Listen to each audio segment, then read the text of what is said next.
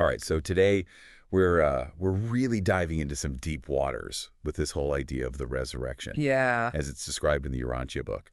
Specifically, we're looking at paper 189, Right. which you brought to the table. Hmm. And let me tell you, it's a wild ride. It's a doozy. It really is. Yeah. Forget everything you thought you knew about the resurrection, because it's resurrection on a whole other level. Totally different scale. Yeah. Cosmic scale. Yeah, it really challenges, I think, that conventional narrative we have, that image we often conjure up when we think about resurrection, this idea of someone coming back in the same physical form. It's not what's happening here. Mhm. Not at all. Instead, the Urantia book introduces this really, I think, kind of key concept of Urantia, which is essential to understanding its whole perspective on this. Okay, so Urantia. Honestly, it sounds a little sci-fi to me. It does. It does a bit. Like, those old Pulp Fiction novels or something. Right. But just try to imagine this. Instead of there being like this sudden leap from the physical world to like a purely spiritual realm, like poof, there's this kind of transition phase. Okay. That's essentially what Urantia is. It's a state of existence between the material and the spiritual. So not quite here. Not quite here. I'm not quite there, but somewhere kind of in between. Yeah. So if our world is like point A and heaven, for lack of a better term, is point Z, Urantia is like point Q. You got it. Okay. Yeah. It's like this intermediate stage where, at least according to the Urantia book, the soul further develops and prepares for these even higher levels. Spiritual existence. And this is where things get, I think, really interesting with the whole concept of the resurrection. Because in this text, Jesus doesn't just come back to life in his earthly body. He transitions to this Urantia state. Yeah, that's pretty radical when you think about it. And it's not just the concept of Urantia that's unusual here. I mean, the text goes on to mention all these other celestial characters that are involved in this event. I mean, we're talking Gabriel, archangels. There's even something called a Paradise Incarnation Commission, which, I mean, come on. Yeah. I know. It sounds like straight out of a fantasy novel or something. It does. So who are these guys? So, yeah, think of this Paradise Incarnation Commission as this really high-level council, almost, within the Urantia book's cosmology. We're talking about incredibly advanced spiritual beings. Okay. 7 of them, to be exact, though 7. We're never told exactly who they are. Okay. They remain nameless, but their role is actually pretty awe-inspiring when you think about it. They're the ones that oversee this process by which divine beings, like Jesus, take on this physical form and enter into our world. So they're like the cosmic event planners. In a way, yeah. For divine beings, making sure it all goes smoothly. Runs smoothly. I like that. But what I find really fascinating is that even with all their power, right? Yeah. The text is very clear that they can't actually interfere with Jesus's resurrection. It's like he has this inherent ability to manage life and death, granted to him as a creator son. Wow. Okay, so if they can't interfere, why even have a meeting to discuss it in the first place? Yeah. What do you think the Urantia book is trying to say there? It's a really interesting question. I think it speaks to this idea that even within this, hierarchy of celestial beings that we're talking about here, there are still rules. Right. There's still a respect for this natural order of things, even when it comes to something as, as momentous as the resurrection of a divine being. So it's suggesting that this wasn't just a significant event in, human history, but it also had these ripples throughout these higher realms of existence. So. It makes you wonder what other cosmic events have caught their attention over the years. Right. Exactly. It really invites you to think about the scale of what's happening in a completely different way. Mm-hmm. And it highlights, I think, this really interesting thing about the Urantia book, in that its concept of the universe is that it's governed by laws. Yeah. That there's this intricate design, and that even these incredibly powerful beings, they operate within those parameters. Yeah. Interesting. But I want to bring this back down to earth for a moment. Sure. Literally. Yeah. Back down to a detail that's really central to the traditional resurrection story. The empty tomb. Right. Now, the Urantia book doesn't shy away from the empty tomb. No. But it offers a very, very different explanation for why it was empty. Absolutely. This is where I think a lot of people who, maybe grew up with a certain understanding of the resurrection might scratch their heads a little bit, because instead of a physical body rising from the dead, which is kind of how we've come to understand it, right. The Urantia book claims that Jesus' physical form was actually dissolved almost instantly by archangels, just gone without a trace. I mean, that seems like a rather dramatic measure just for an empty tomb. Yeah. I mean, why go through the trouble if the physical body isn't important? And that's where I think this sort of elegant internal logic of the Urantia book really shines through. Okay. Because remember, this whole narrative hinges on the concept of Urantia, right? Right. The physical body is temporary. It's like a vessel. And what really matters is the soul, the consciousness transitioning to this higher state. So this rapid disintegration of the physical body almost becomes symbolic in a way, as if the text is saying, move along, folks, nothing to see here. Right. The real transformation is happening on a whole other level. That is an interesting way to look at it. I mean, it really does almost feel like a deliberate challenge to our earthly understanding of life and death. Yeah, I would agree. It's pushing us to expand our framework a little bit, to consider the possibility that what we perceive with our senses isn't the entire story. Right. That there's this deeper, more intricate reality unfolding beyond what we typically consider possible, And the events surrounding Jesus's death and resurrection, at least according to this text, are a prime example of that. Yeah.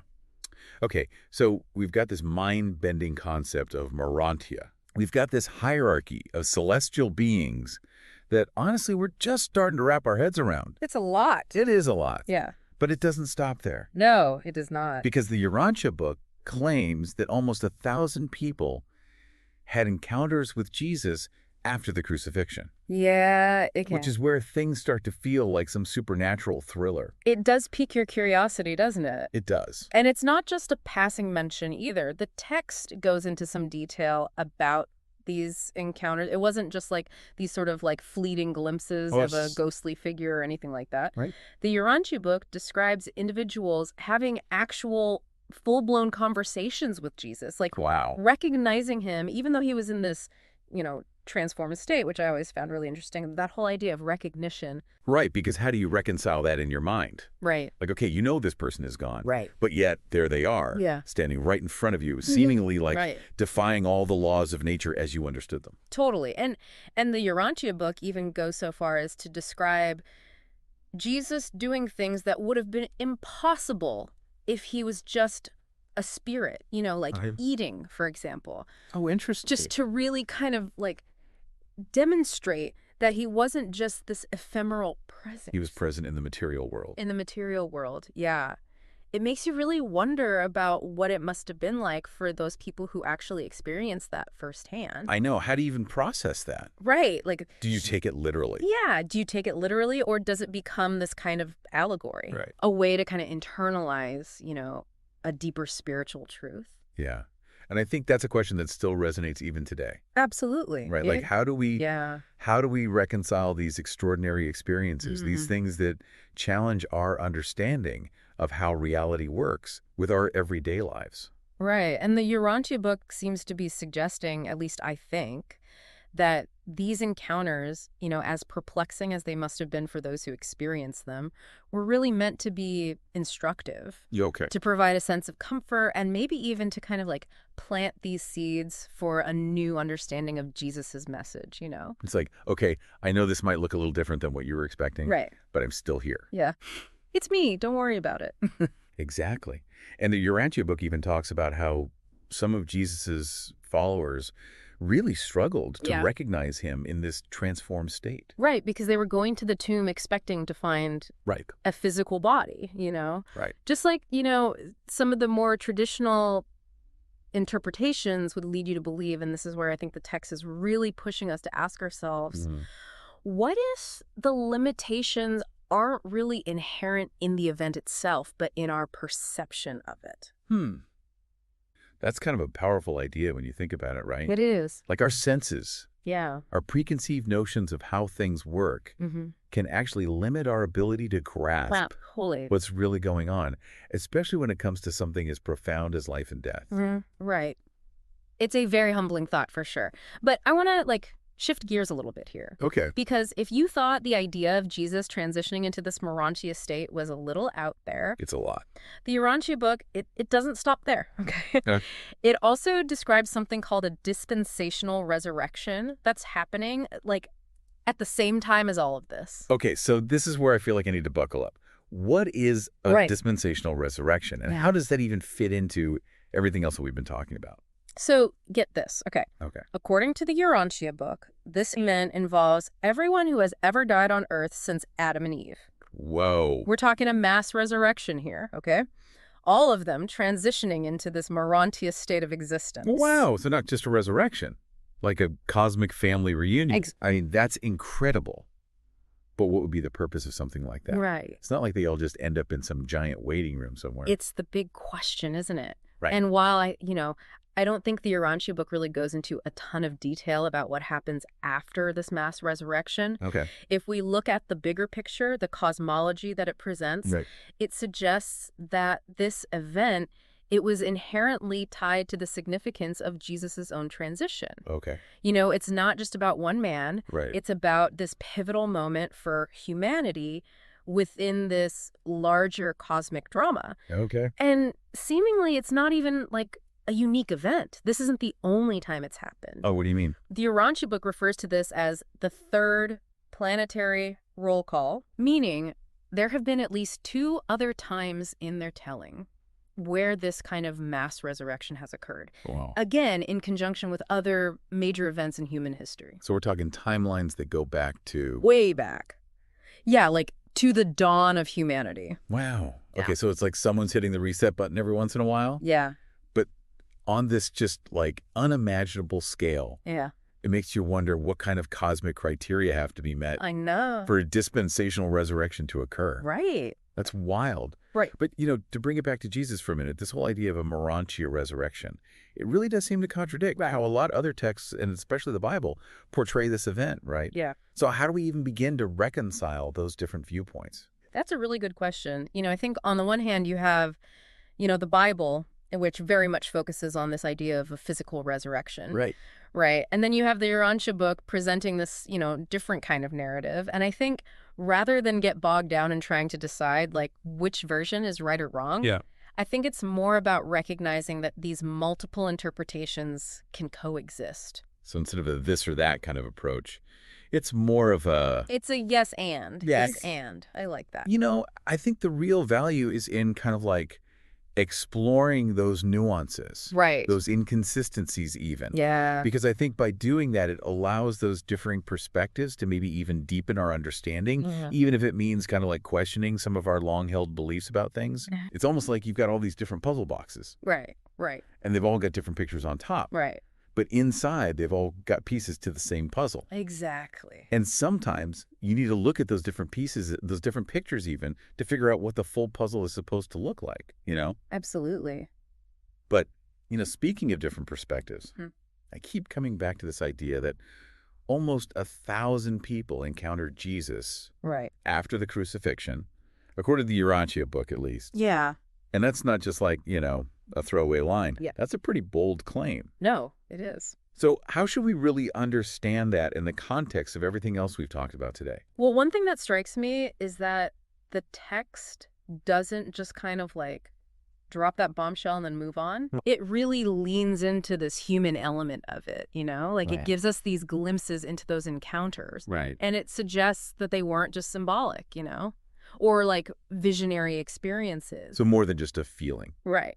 More than just, oh, I sensed a presence. The Urantia book talks about individuals having conversations with Jesus, hearing his teachings, witnessing actions that solidified his presence, I think, in a way that really transcended just the purely spiritual. It makes you wonder, if you were one of those people who encountered him, right? What would that have been like? What would that do to your understanding, to interact with someone who'd undergone this profound transformation? Right, who seemingly just walked right through the door of life and death. Defied all expectation. I mean, it would turn your world upside down. Right, absolutely. And it makes you wonder if those encounters, those firsthand accounts, did they in some way shape how the resurrection was understood, by those early believers? Even if those interpretations eventually evolved into something more, maybe concrete or doctrinal. Right, because if you think about it, even in the absence of like written texts and things, those stories, those firsthand accounts, they get passed down. Totally. It's oral history. Right, and as they get passed down, They change. They do. So is it possible that the Urantia book, in some ways, is preserving a more, I don't know, a more primal understanding of what the resurrection was? It's an interesting thought. It's like this game of telephone, almost. Right, exactly. But with, way higher stakes. Right. Eternity on the line. Yeah, exactly. Yeah. And, even the Urantia book itself acknowledges this, this struggle, right? Yeah. To reconcile the familiar with this completely unknown thing. Totally. And it even recounts, like, how some of Jesus's followers, they didn't recognize him at first. It's true. They were expecting to see... They were expecting the physical body. The physical body.